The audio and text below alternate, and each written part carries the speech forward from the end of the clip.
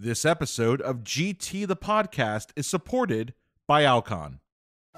This is Ike Ahmed. And I'm Arsham Shaybani. And we want to welcome you to GT the Podcast. We're bringing this to you together with BMC and Glaucoma Today, to offer audible insights into current topics in glaucoma care. Presented by the authors of our latest, most read GT articles. Check it out. Welcome to GT the Podcast. In this episode, we hear from Dr. Sean Ianchulev, an influential innovator who was nominated by the Glaucoma Today editorial advisory board to be interviewed for a recent issue. Dr. Ianchulev is the Director of Ophthalmic Innovation and Technology at the New York Eye and Ear Infirmary of Mount Sinai and a Professor of Ophthalmology at the Icahn School of Medicine at Mount Sinai in New York.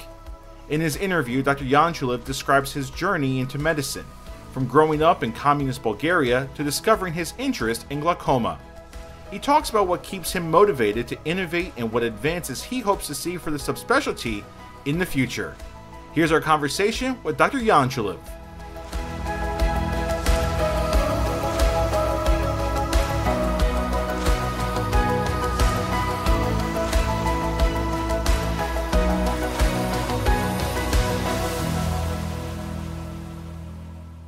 What drew you to ophthalmology and specifically to glaucoma? I grew up in communist Bulgaria on the other side of the curtain 20 plus years ago, where medicine was more of a public service than private practice, and most physicians, while underpaid and overworked, were passionate and selfless about their work. This was the case for my mother, a retina surgeon who for many years was the chief of a hospital department of ophthalmology and a university professor. She was not only a clinician and academician, but also an inventor herself, having developed one of the first IOLs used in Eastern Europe. I spent time with her and her patients, and I fell in love with the medical field. But I was an impatient and wayward teenager, and I didn't want to grow in the shadow of my parents in Bulgaria. So when the Berlin Wall fell and the borders opened, I escaped to the United States with just $200 in my pocket to pursue my undergraduate studies. While at Harvard Medical School, I had to choose a specialty and initially was drawn to obstetrics and gynecology. Then I fell under the influence of Tony Adamis, a cornea specialist at Massachusetts Eye and Ear. Ultimately, I realized that I liked the precision and the technology of ophthalmology, as well as the blend of surgery and primary care. My mother exposed me to the field, but working with Tony and being influenced by his innovative nature closed the deal. My interest in glaucoma was not immediate either. In fact, of all ophthalmic subspecialties, my initial inclination was against glaucoma because it was so imprecise. At that time, the results of visual field testing and trabeculectomy were inconsistent, variable, rather subjective. I saw glaucoma as the unsophisticated relative of cataract and refractive surgery, and I had little affinity or patience for the inherent defocus in its clinical paradigm. That all changed when I met Don Minkler, a prominent glaucoma specialist and former editor of the Journal of Ophthalmology. Working with Don was an eye-opening experience, and it was partly because of his mentorship that I started to embrace glaucoma. Then early in my career, I met other glaucoma specialists such as Tom Zimmerman, Bob Stamper, Dunbar Hoskins, Brian Francis, and others, who were all very bright, thoughtful, and committed to the field. They reminded me of the passionate Bulgarian doctors, my mother included, who inspired me as a child. Clearly, my trajectory highlights the influence of the people we meet along our career paths and the importance of mentors over subject matter. Although I did not initially intend to specialize in ophthalmology or glaucoma, I recognized that these spaces presented opportunities to try to solve the challenges that frustrated me, yet also motivated me to invest myself in the solution. Sometimes taste is acquired. Mine for both ophthalmology and glaucoma certainly was. Of the many innovations you have pioneered in ophthalmology, is there one of which you are most proud?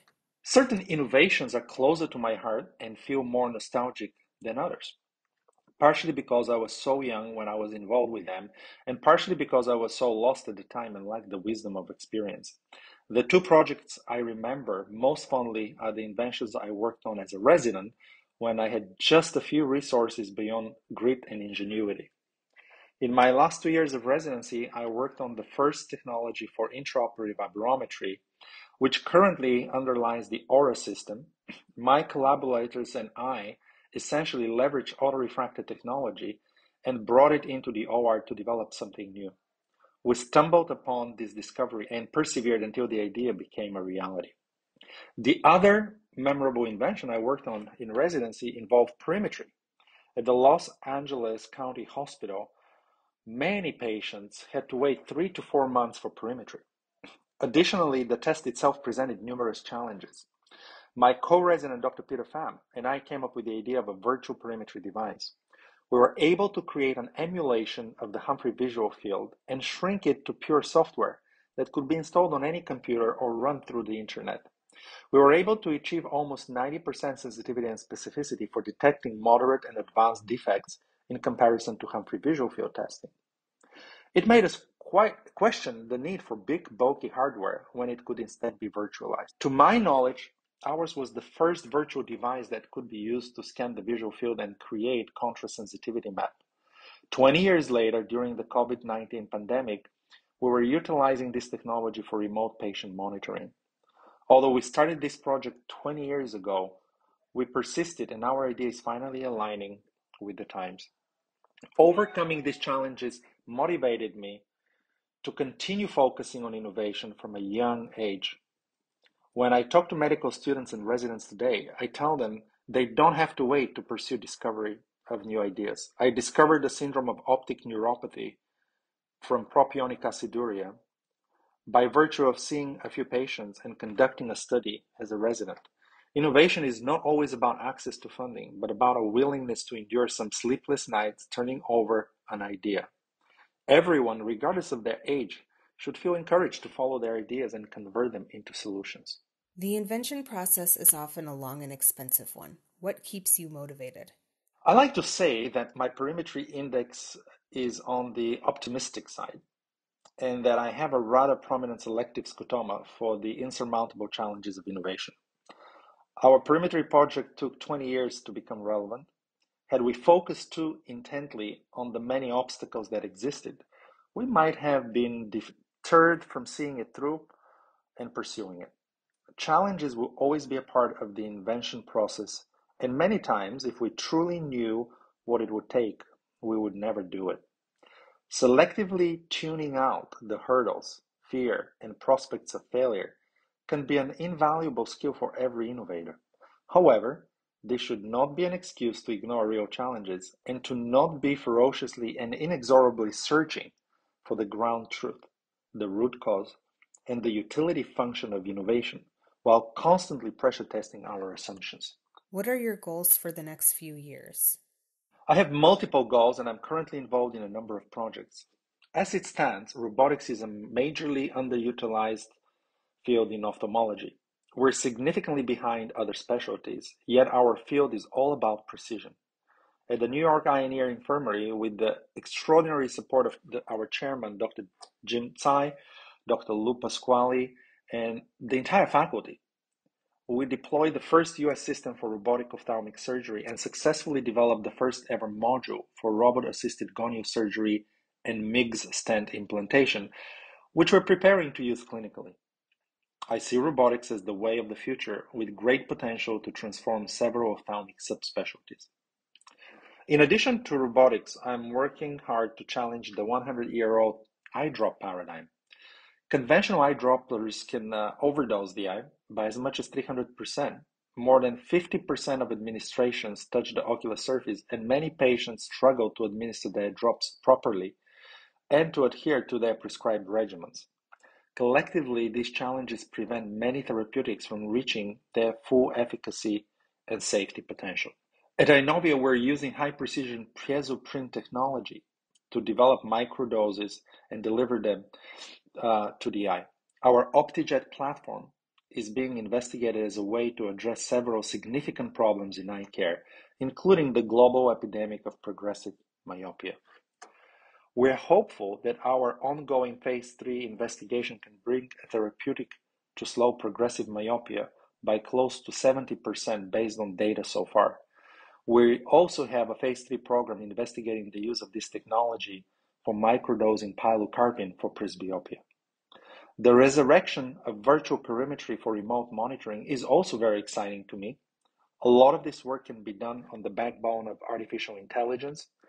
The convergence of digital diagnostic tools, remote monitoring, and AI can open the door to scalable exponential health technologies, which are the best way to address public health and population health. I expect significant progress to occur in these areas, which is very satisfying to me as an ophthalmologist and public health specialist. When was the last time glaucoma surprised you, and how? Glaucoma continues to surprise me in that the field is not moving quickly into areas of major potential impact. Home monitoring technology is one example. Practitioners have access to a digital platform for assessing perimetry, tonometry, and optic nerve health. Yet we evaluate these metrics every 3 to 6 months and miss 99% of the picture. A major breakthrough will occur when we take disease monitoring technology out of the physician's offices and into patients' homes and smartphones. I predict that we will start to see movement in this area soon as other fields show us the path forward. Overall, it has always taken a surprising amount of time for the paradigm in glaucoma to change. MIGS, for example, has completely transformed care, but I wish it hadn't taken decades. I guess this one difference between innovation and research is innovators are impatient. Thank you for tuning into this episode of GT the Podcast. If you have any feedback or topic suggestions, find us on Instagram, LinkedIn, Facebook, or Twitter.